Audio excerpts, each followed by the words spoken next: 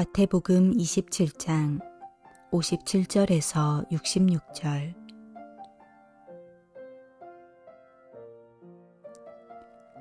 저물었을 때에 아리마대의 부자 요셉이라 하는 사람이 왔으니 그도 예수의 제자라.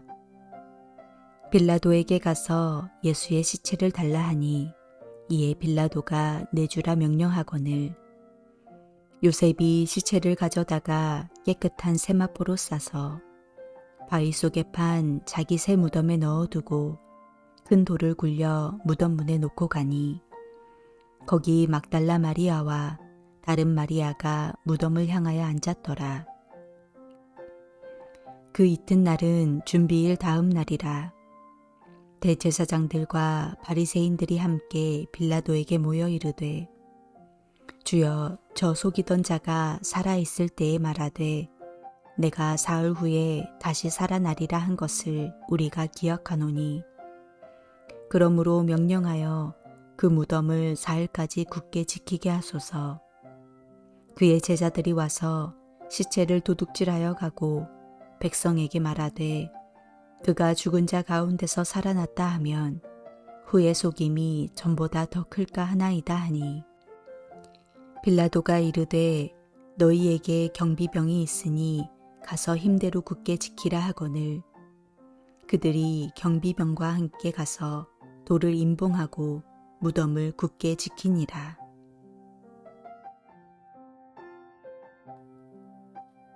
십자가의 금요일은 침묵의 토요일을 지나서 부활의 주일에 이르게 됩니다. 토요일은 철저한 침묵의 시간입니다. 무덤 같은 시간입니다. 그래서 교회 전통에서는 부활주일 직전의 토요일에는 강단의 모든 장식을 제거했습니다. 그래서 이날을 검은 금요일이라고 부릅니다. 때로 우리도 이런 시간을 만납니다. 모든 것이 다 끝난 것 같은 고난과 고통과 실패의 시간을 말입니다. 하나님을 향해 어찌하여 나를 버리셨습니까? 라고 절규하게 만드는 깊은 절망과 죽음의 시간. 하지만 아무리 외쳐도 응답받지 못하는 것 같은 철저한 침묵의 시간을 만날 때가 있습니다. 하지만 그 시간에 머물지 않고 끝까지 걸어간 사람만이 광야를 지나 가나안에 이르고 십자가와 절망을 넘어 부활의 영광에 이룰 수 있는 것입니다. 예수님의 십자가에 달려 돌아가실 때 그곳에는 로마 병정들과 지나가는 행인들만 있었습니다. 요한복음에 의하면 제자 중에는 요한만이 그 자리를 지켰다고 합니다. 반면 갈릴리에서부터 주님을 따라다니며 돕던 이름도 없는 여인들이 멀리서 그 모든 과정을 지켜보고 끝까지 그 자리를 지켰습니다.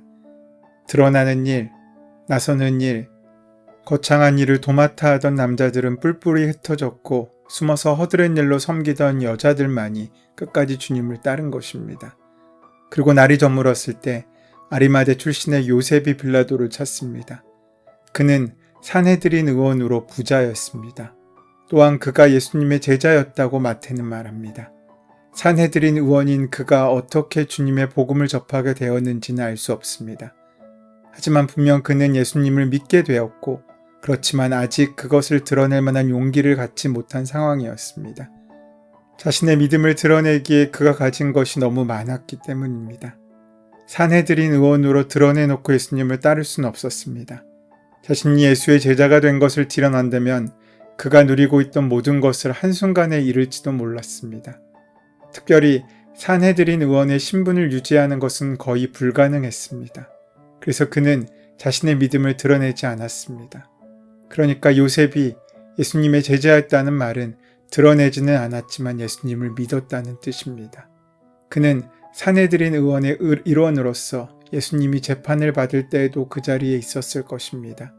하지만 그는 소수 의견을 낼 만한 믿음도 그럴 만한 용기도 없었습니다. 그래서 침묵하고 지켜보았을 것입니다.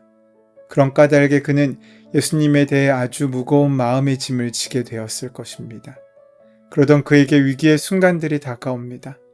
그의 믿음을 언제까지 숨길 수는 없었습니다. 언제까지고 모든 것을 다 쥐고 있을 수는 없었습니다. 그럴 수 있기를 바랬지만 믿음은 그런 것이 아니기 때문입니다. 언제까지 숨긴 채 믿을 수 있었다면 그것은 죽은 믿음입니다. 믿음은 살아있는 것이고 그 믿음은 감출 수 없습니다. 제대로 된 믿음은 누룩처럼 반죽 덩어리를 부풀게 되어 있습니다. 그렇기 때문에 결국 그의 정체를 드러내고 그 손에 잡고 있는 것을 놓아야 할 때가 오는 것입니다. 아리마대 요셉이 그랬습니다. 예수님이 재판을 받고 사형 언도를 받는 동안 그는 몹시 괴로웠을 것입니다.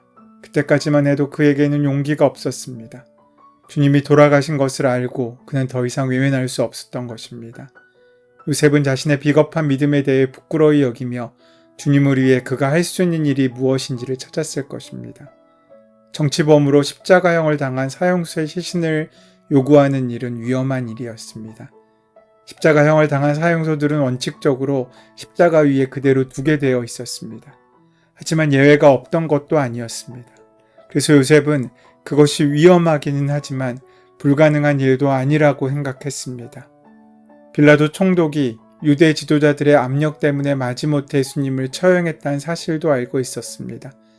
무고하게 살아당한 사형수에 대해 마음의 짐이 빌라도에게 있을 거라고 그는 생각했을 수 있습니다. 사형을 집행했던 백부장은 예수님이 운명하셨다는 사실을 빌라도에게 확인해 주었고 빌라도는 요셉에게 시신을 수습하도록 허락합니다. 요셉에게는 아직 아무도 사용하지 않은 무덤이 있었습니다. 유대인들은 무덤으로 대개 바위 동굴을 사용했습니다. 바위에 동굴을 파서 만들기도 했고 자연 동굴을 사용하기도 했습니다. 보통 한 동굴 안에는 여러 사람을 매장할 수 있도록 구조가 만들어져 있었는데 요셉은 한 번도 사용된 적이 없던 새 무덤을 가지고 있었습니다. 때는 금요일 오후였습니다. 오후 3시에 예수님께서 운명하셨으니 해가 떨어지기 전에 서둘러야 했습니다. 해가 지고 안식일이 시작되면 아무 일도 할 수 없었기 때문입니다. 유대의 장례 예식은 과거에 우리가 경험했던 유교의 장례 예식만큼 복잡하고 까다로웠습니다. 그 모든 절차를 행할 만큼의 시간적인 여유가 없었습니다. 그래서 요셉은 깨끗한 삼배로 시신을 싸고 무덤에 안장합니다. 그러고는 큰 돌을 굴러서 입구를 막아 놓았습니다. 금요일 밤이 지나고 토요일, 즉 안식일의 아침이 밝았습니다. 그때 대제사장들과 바리새파 사람들이 빌라도를 찾아갑니다. 밤새 예수님의 시신이 매장된 것을 알았습니다. 그런데 그들은 예수님이 사흘 뒤에 자기가 살아날 것이라고 하신 말씀을 까름직해 했습니다. 그래서 그들은 빌라도를 찾아가 혹시 그의 제자들이 와서 십자를 훔쳐가지고 가고서는 백성들에게는 그가 죽은 사람들 가운데 살아났다고 말할지도 모른다고 우려를 전합니다. 그러면서 무덤을 단단히 지킬 것을 요구합니다. 이제 더 이상 이 일에 관여하고 싶지 않았던 빌라도는 경비병을 내줄 터이니 물러가서 제주껏 지키라고 대답합니다. 그들은 내오준 경비병들을 데리고 무덤이 있는 곳으로 가서 돌을 더 단단히 봉인하고 경비를 서게 합니다. 여기에는 영적인 의미가 있습니다. 사도신경으로 우리가 믿음을 고백할 때마다 우리는 십자가에 달려 죽으신 것과 함께 무덤에 장사되셨다는 사실을 고백합니다. 거기에는 그만한 이유가 있습니다. 가장 중요한 이유는 실제로 그렇게 되었기 때문입니다. 예수님은 무덤, 즉 죽음의 세계 가장 깊은 곳까지 내려가셨습니다. 완전한 죽음을 경험하신 것입니다. 한 인간으로서 겪어야 할 모든 것을 겪으셨습니다. 그렇기 때문에 이 사실을 따로 명시하는 것이 필요했습니다. 또 다른 이유는 예수님의 부활이 진실이었다는 사실을 강조하기 위함이었습니다. 예수님의 부활에 대해 두 가지 증거가 있습니다. 하나는 빈 무덤이었고 다른 하나는 부활하신 주님을 제자들이 만난 사건들입니다. 무덤이 비었다는 사실을 증거가 되려면 무덤에 묻히셨다는 사실이 확인되어야 합니다. 특히 십자가형을 당한 사람들의 시신이 매장되지 않았던 관례를 생각하면 이 사실을 명시하는 것은 중요한 일입니다. 주님은 무덤에 들어가셔서 무덤 문을 열어놓으셨습니다. 죽음의 세계에 내려가 죽음에 쏘는 침을 제거하셨습니다. 주님 안에서 무덤은 더 이상 어둠의 세계, 침묵의 세계, 두려움의 대상이 아니었습니다. 주님은 무덤에 들어가 죽음의 땅을 생명의 땅으로 바꾸어 놓으신 것입니다. 이로써 주님은 인간이 가장 두려워하는 대상인 죽음을 무력화하시고 그 죽음이 생의 종착점이 아니라 새로운 세상으로 들어가는 문으로 바꾸어 놓으셨습니다. 그래서 믿는 사람들은 죽음으로 인생을 마치는 것이 아니라 그 죽음으로 새로운 피조물의 삶을, 천국의 백성의 삶을 시작하게 되는 이 땅에서의 죽는 날은 또 다른 생일로, 영적인 생일로 만나지게 되는 것입니다. 아리마대 요셉은 그의 믿음으로 그가 할 수 있는 일에 최선을 다했습니다. 그런데 그 소박한 마음이 나중에 큰 일을 만들게 됩니다. 명시된 기록은 없지만 당시의 상황을 따져보면 그의 이름은 사복음서에 모두 기록되어 있는 것을 볼 때 그는 초대교회에서 꽤 중요한 역할을 했던 것으로 기억되고 인정됩니다. 때가 왔을 때 모든 것을 내려놓고 그는 예수님의 제자로 자신을 드러냈습니다. 그에게는 세상의 기준으로는 모든 것을 잃어버리는 순간을 만나게 된 것입니다. 그런데 아리마대 요셉이 자신의 예수님의 제자임을 드러내고 그로 인해 많은 것을 잃었을 때 그에게는 오히려 더 큰 것이 주어졌습니다. 말할 수 없는 자유와 기쁨, 그리고 구원의 은혜가 그에게 임하게 된 것입니다. 아리마대 요셉의 이야기 앞에서 우리는 우리 자신을 돌아볼 수 있어야 합니다. 우리는 우리의 믿음을 위해 무엇을 버린 것이 있습니까? 손해를 보거나 왕따를 당하거나 피해를 당하고 손해를 볼지 모를 바로 그런 상황 가운데도 우리는 주님의 사람임을 드러낼 용기가 있습니까? 그럴 수 있는 믿음에 이르렀다면 감사할 일입니다. 하지만 설령 그럴 용기가 없다 해도 크게 실망할 일은 아닙니다.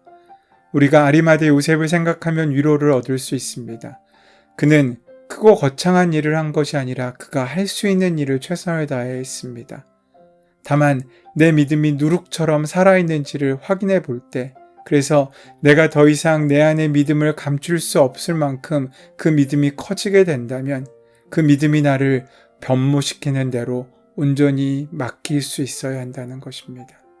그럴 때 두려움이 없이 예수님의 사람인 것을 드러낼 용기를 얻게 될 것이고, 필요하다면 하나님 나라를 위해 가진 것을 내려놓을 수도 있을 것입니다. 그리고 알게 될 것입니다. 포기한 것과는 비교할 수 없이 더 큰 것이 우리에게 허락된다는 사실을 말입니다. 예수님의 무덤에서의 시간은 아무것도 할 수 없는 무기력한 시간이 아니라 새로운 생명이 잉태되고 창조되는 새로운 탄생과 창조의 과정이라 할 수 있습니다.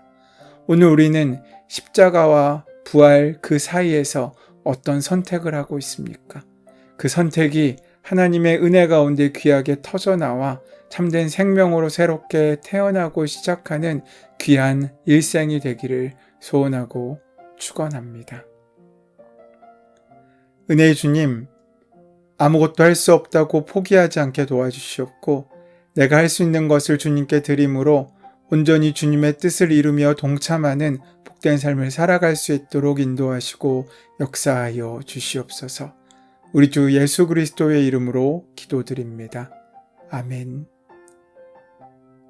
이제 오늘 우리에게 허락하신 말씀이 나에게 주신 말씀으로 온전히 만나지기 위하여 함께 깊이 묵상하시며 기도하시는 시간 가지도록 하겠습니다.